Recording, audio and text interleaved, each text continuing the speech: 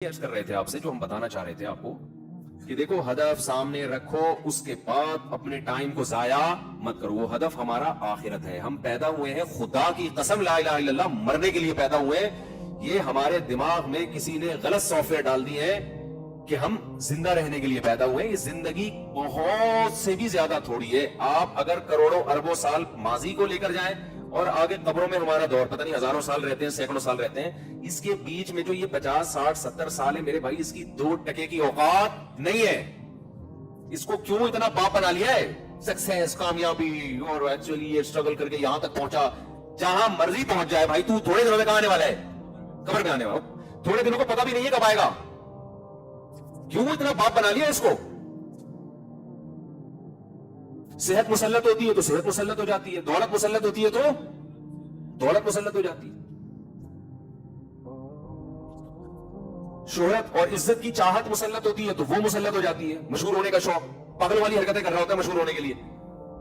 ایسے بھی یوٹیوب پہ آپ کو لوگ ملیں گے، مشہور ہونے کا بہت شوق ہے، سمجھ میں نہیں آ رہا کیسے ہو جائیں ہم.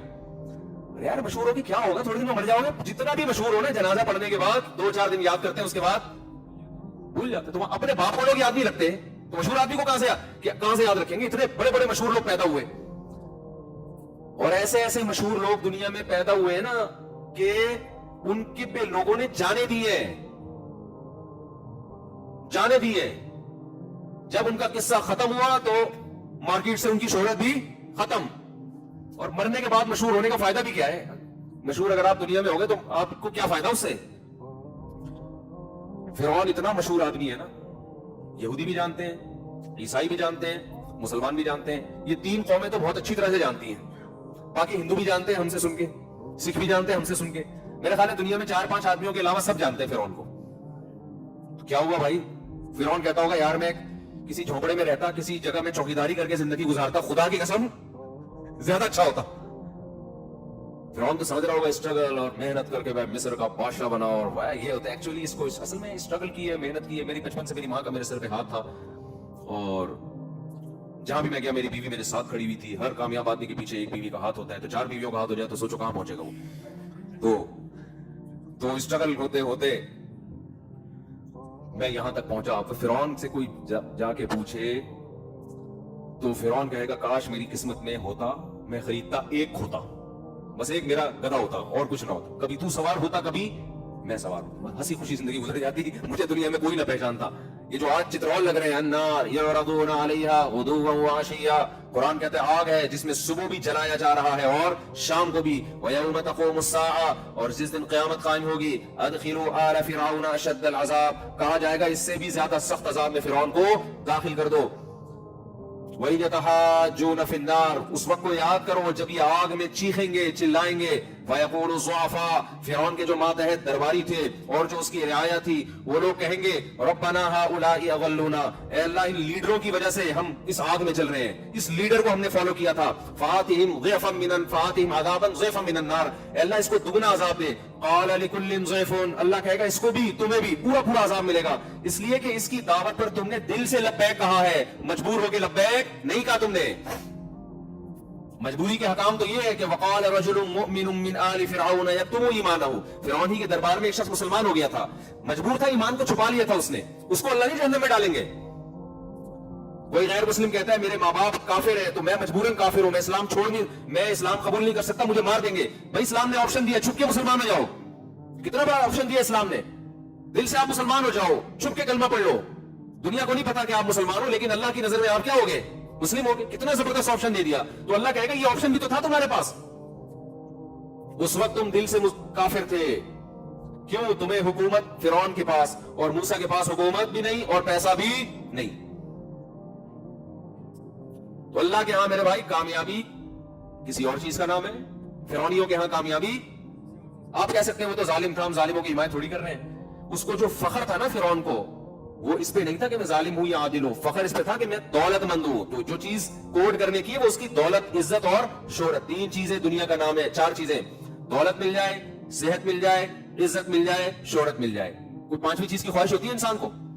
وہ 4 شادیوں کی وہ صرف ہم لوگ ہی رہ گئے 2-4 آدمی، ورنہ ہر انسان کی خواہش کیا ہے؟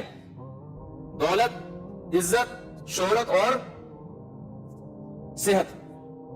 یہ 4 چیزوں کے پیچھے دنیا بھاگ رہی ہے, اور 4 شادیوں کے پیچھے نہیں بھاگ رہی کہ جب یہ 4 چیزیں آتی ہیں تو 4000 شادیاں آ جاتی ہیں. پھر وہ 4 نہیں, وہ تو 4 ورنہ نہیں, تو بچوں کا کام ہے. پھر وہ برائیوں کی طرف جاتے ہیں, پھر تو ان کو شوق ہو جاتا ہے کہ روزانہ کوئی نیا چسکا لے. وہ پھر تو ان کو نکاح ویسے ہی برا لگنے لگتا ہے.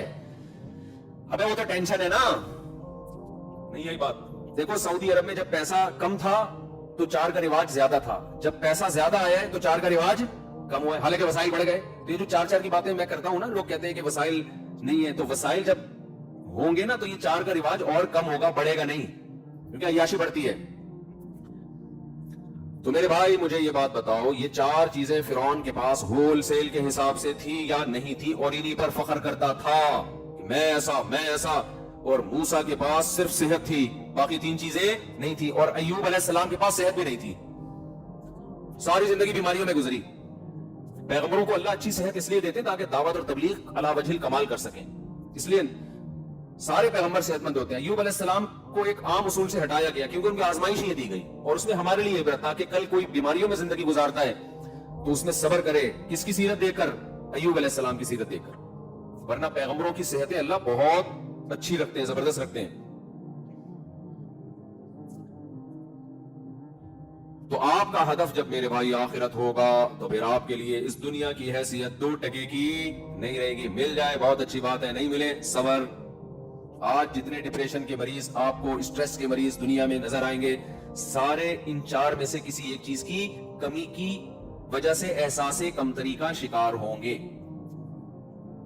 ہائے یہ اس کے ساتھ یہ ہو گیا, ہائے مجھے پاس تو کچھ بھی نہیں ہے, ہائے میرے پاس تو کچھ بھی نہیں ہے, ہائے میرے پاس تو کچھ بھی نہیں ہے, ہائے میں تو غریب ہوں, ہائے میں تو بی سے بغیرت ہوں, ہائے میں تو فلانا ہوں, ہائے میں تو یوں. یہ ٹینشن ہوتے ہوتے اس کے دماغ کو کیا کر دیتی ہے؟ خراب. مسلمان کی خوشی دولت میں نہیں ہے, مسلمان کی خوشی دنیا کو مسافر خانہ سمجھنے میں ہے. ٹرین میں جا رہے ہیں, چھکا چھک چیزیں آ رہی ہیں نا.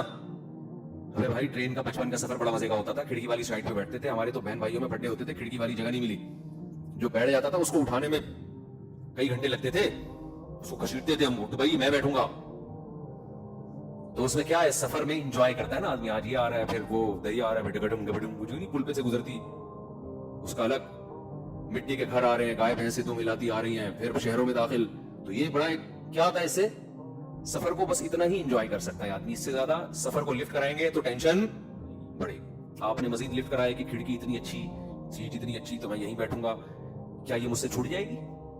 یہ ٹینشن ہے بھائی, یہ ٹینشن.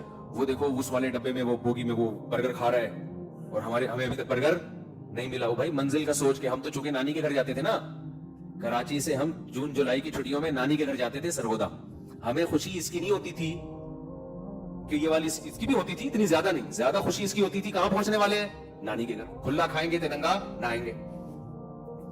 ننیال میں انسان بگڑتا ہے, ددیال میں سنورتا ہے. رپورٹ ہے یہ. ددیال والے تھوڑا سا وکری ٹائپ کے ہوتے ہیں, ان کی تربیت کی فکر زیادہ کرتے ہیں, اور ننیال میں ممتا زیادہ ہوتی ہے نا, وہ کھلانے کو زیادہ فوکس کرتے ہیں. تو بچپن میں مشہور تھا کہ بچہ ددیال میں سدھرتا ہے, ننیال میں بگڑتا ہے. تو ہم جو ہے سال کے 10 مہینے سدھرنے کے لیے رکھے ہوئے تھے, ابا نے ہمارے 2 مہینے بگڑنے کے لیے, کہ یہ بھی آپشن ہونا چاہیے نا, کھاؤ پیو.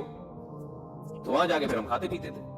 اور پہلے زمانے میں لوگوں کے دل بڑے تھے, نانی کے ہاں بچے آگے ٹھہر جائیں تو ماموں کو اعتراض, خالاؤں اور ماموں کا اعتراض نہیں ہوتا تھا. اب چونکہ 2 بچے ہی اچھے, اپنے تیسرا بچہ جو لانے کے لیے تیار نہیں ہے, وہ اپنے بھانجے بھتیجوں کو 2 مہینے کے لیے اسٹے کرنے دے گا.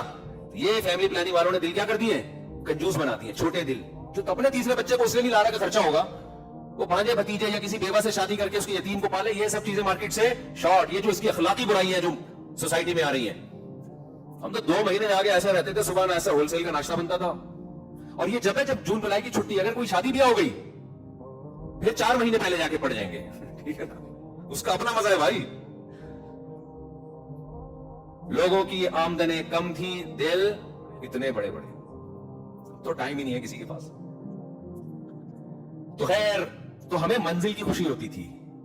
تو انسان کی نیچر ہے بھائی منزل کی خوشی. تو آپ کی منزل اگر اچھی ہے, اعمال اچھے ہیں, برائی ہو جاتی ہے, توبہ کی توفیق ملتی ہے, تو لائف کو کیا کرو, انجوائے. ٹھیک ہے, ہمارے حضرت مفتی رشید احمد صاحب رحمہ اللہ اتنے خوش رہتے تھے.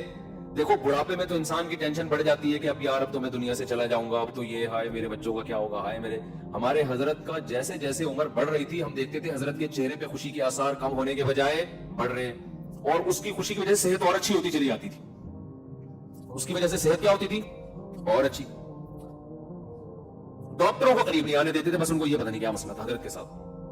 हजरत कहते थे मेरी उम्र हो गई है 78 साल, मैं अगर बीमार हो जाऊं तो मुझे आराम से मरने दो घर के अंदर, अस्पतालों में मुझे लेकर मत जाओ। उसमें हजरत ये कहते थे कि अगर कोई, हजरत का अपना नजरिया था, मैं ये नहीं कह रहा कि मैं इस नजरिए से मुत्तफिक हूं, डॉक्टर लोग परेशान टेंशन में आ जाएंगे, बोले हमारे खिलाफ बातें कर रहे हैं, तो मैं हजरत की बात नकल कर रहा हूं। हजरत कहते थे कि हजरत सारी जिंदगी डॉक्टरों से दूर रहे, कमाल की बात ये, और ऐसे सिल्म स्मार्ट थे, इतना ऊंचा कद था, और ऐसा चेहरे पे बुढ़ापे के आसार नजर नहीं आते थे 78 ईयर में भी, फिट फाट बिल्कुल, कोई शुगर नहीं, ब्लड प्रेशर नहीं, सारी जिंदगी डॉक्टरों से दूर रहे। मैं डॉक्टरों के खिलाफ नहीं हूं भाई, हम भी डॉक्टर हैं, हमारे आज फजर में इतनी अच्छी गपशप हुई डॉक्टर साहब से। तो मैं हजरत का एक कॉन्सेप्ट आपके सामने, उनका ये नजरिया था कि तमाम दवाएं बच्चों की पहुंच से तो दूर रखो, तमाम बच्चे भी डॉक्टरों की पहुंच से। लेकिन मैं आपको बताऊं, बच्चा बीमार हो तो चाइल्ड स्पेशलिस्ट वाले जाया करें, ज्यादा फ्रंटर बनने की कोशिश ना करें, हर आदमी के हालात एक जैसे नहीं होते। तो हजरत का ये था सारी जिंदगी डॉक्टरों से दूर। तो हजरत की वसीयत थी मैं जितना भी बीमार हो जाऊं मुझे अस्पताल ले जाने की इजाजत नहीं है। यहां तक था कि अगर कोई इमरजेंसी में खुदा न खास्ता कोई दहशतगर्द हमला किया, जख्मी हो जाए, फिर तो एक अलग बात है, लेकिन बीमार हो जाऊं तो मुझे ले जाने की इजाजत, ये वसीयत।